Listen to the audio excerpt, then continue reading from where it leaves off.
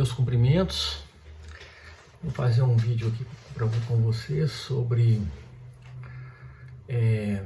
morosidade da justiça. Foi pedido de um companheiro nosso aqui do canal. Evidentemente é um vídeo que não tem como esgotar esse assunto, porque esse assunto é muito complexo, porque a gente teria até que começar a discutir o que é amorosidade, se é amorosidade mesmo, se não há, porque é preciso entender que o processo tem seu tempo, né? Ele tem seu tempo de duração, ele tem seu tempo de maturação. Nós precisamos de tempo para compreender, digerir o seu conteúdo, para produzir provas, para entender a pretensão e a contra-pretensão que estão postas ali, né? Para assimilar e permitir às partes se exerçam o contraditório, né, com amplitude, que apresentem suas ponderações, contraponderações, reclamações, tudo isso, seus pedidos de prova, de contraprova, né? E isso leva tempo. E depois que você tem tudo isso nas mãos, essa, vamos dizer assim, influência que as partes legitimamente exercem no processo, para que você possa assimilar e construir uma decisão, ela também precisa de uma maturidade, não é? Isso não é feito assim a socapas, tudo. E não é um processo só, né? Se fosse só um, se fosse só 10, se fosse só 100, se fossem só 1000, se fossem só 10.000, né? Mas não são, né?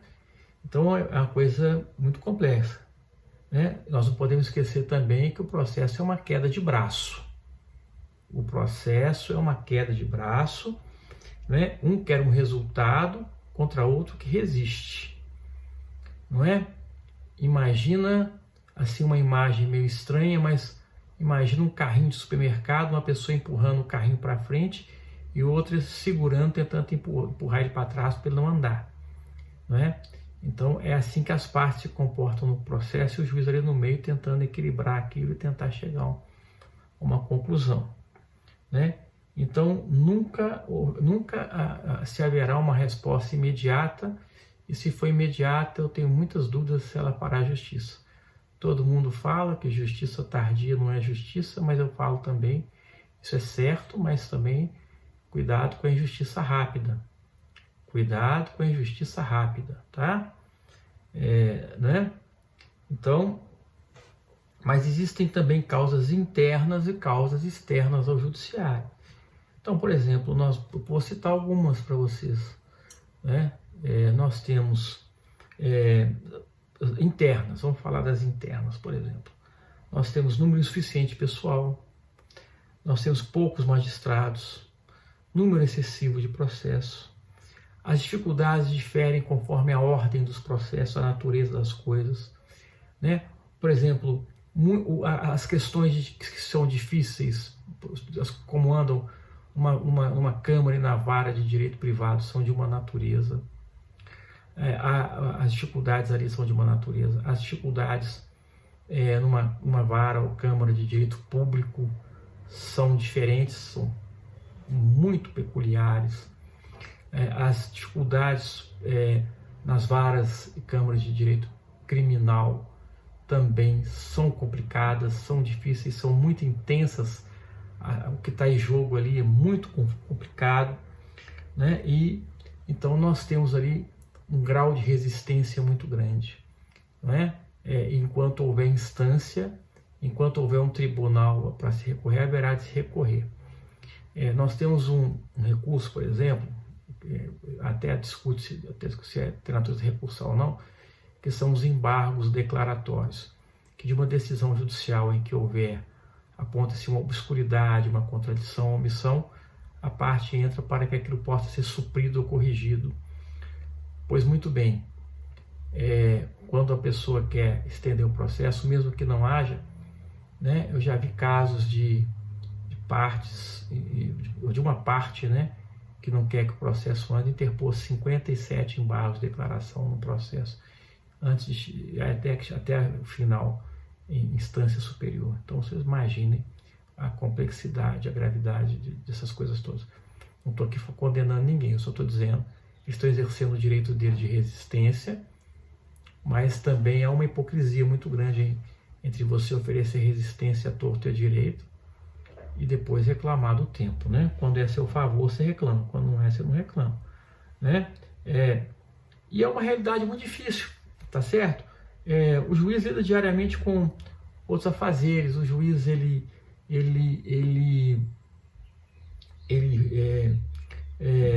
tem administração e fiscalização dos serviços da secretaria, dos serviços forenses, ele tem que cuidar até de folha de ponto, ele tem que cuidar, né? Ele tem que cuidar dos processos administrativos que são internos, que não chegam ao conhecimento da grande massa, não é? Ele tem a fiscalização do extrajudicial, dos cartórios, né? Até dos livros, né? Desses cartórios, ele tem que ter conhecimento, ele tem que fiscalizar, se for o caso, instaurar uma correição. Disso aí pode vir até, em alguns casos, tanto internamente quanto externamente, processos administrativos que ele que vai ter que conduzir também, e que dificilmente chega à grande massa, né? Mas nós temos causas externas, causas muito graves. Por exemplo, eu estava uma vez uma comarca, no norte de Minas, não em Montes Claros, eu estava olhando outra comarca, e me chamou a atenção que essa comarca tinha 35 mil habitantes, e ela tinha 110 mil processos. Só no juizado especial, entravam mais ou menos 200, 300 processos mês.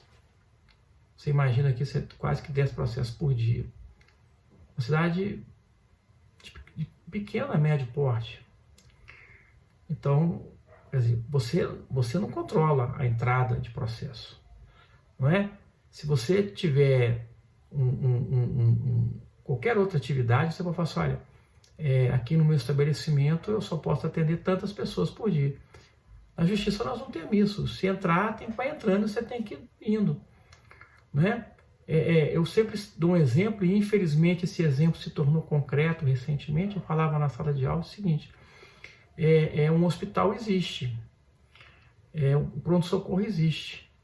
Se uma pessoa quebra a perna, e ele vai imediatamente ao pronto-socorro para ser atendido. Mas o pronto-socorro, por exemplo, da cidade não foi feito, por exemplo, para que se chegassem lá 1.000, 2.000 pessoas de uma vez com as pernas quebradas. E hoje nós vimos isso agora recentemente na pandemia. O que acontece quando nós temos uma contaminação em massa? Não existe corpo clínico, não existe instalações, não existe nada que seja suficiente para atender a contento. Então, nós temos um estado em constante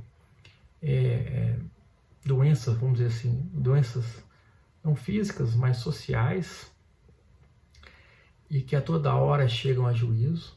Nós temos um Estado que resiste a cumprir suas obrigações e que o cidadão tem que ir contra ele na justiça, e ele resiste até a última instância, sob o falso argumento de que ele não pode abrir mão de direitos. Como direito, se o direito é do cidadão, reconhecer direito do cidadão nunca foi abrir mão de direitos, não é? Então você tem a justiça também, num país culturalmente desenvolvido, socialmente desenvolvido, ela foi feita para situações de exceção. A regra é que todo mundo cumpra seus deveres. O que aquele que não tem direito não vai à justiça. Então nós temos aqui dois tipos. O que vai à justiça tem direito e o outro que não quer reconhecer o direito do outro. Ou você tem aquele que não tem o direito, mas vai mesmo assim porque quer fustigar alguma coisa, acha que vai conseguir alguma coisa, mesmo não tendo direito, não sabe, ou até que não sabe reconhecer que não tem direito. Não é? E aqueles que por infortúnio, né? Porque um país com tantas dificuldades econômicas, sociais, com desemprego, com 33 milhões de pessoas na miséria, você acha que todo mundo que deixou de pagar aluguel porque quis ser inadimplente, todo mundo quis ser despejado, todo mundo quis dever, ter uma dívida para com A, com B ou com C, ou sei lá, não pagar as suas contas? Não foi isso não. Só que isso vai parar na justiça. E a justiça ela vai ter que analisar isso tudo sobre a ótica daquilo que é daquilo que está posto no direito. Entendeu? E às vezes a coisa se torna complexa. Eu trabalhei numa cidade, por exemplo, em que tinham mais de 2.000 execuções querendo penhorar imóveis de pessoas pobres que não tinham como pagar IPTU. E eu entendi na época que aquilo tinha até um efeito de confisco, né? Será que a justiça foi morosa? Será que quando, ao negar essa tomada, quer dizer, além de não ser suficiente para pagar uma mixaria de IPTU, nós vamos colocar famílias inteiras na rua, sem teto? É para isso que a justiça é feita? Porque o Estado quer a todo custo? O Estado que não proporciona emprego, o Estado que não proporciona educação, o Estado que não proporciona saúde, depois ainda quer colocar o sujeito na rua? Então, às vezes, essa morosidade ela tem uma outra natureza, né? Então, problemas sociais, problemas políticos, problemas econômicos, né? Políticas sociais inexistentes ou insuficientes, tudo isso desemboca no judiciário, né? E isso tudo é só para dar uma ideia de alguma das causas da morosidade da justiça. Muito obrigado e até a próxima.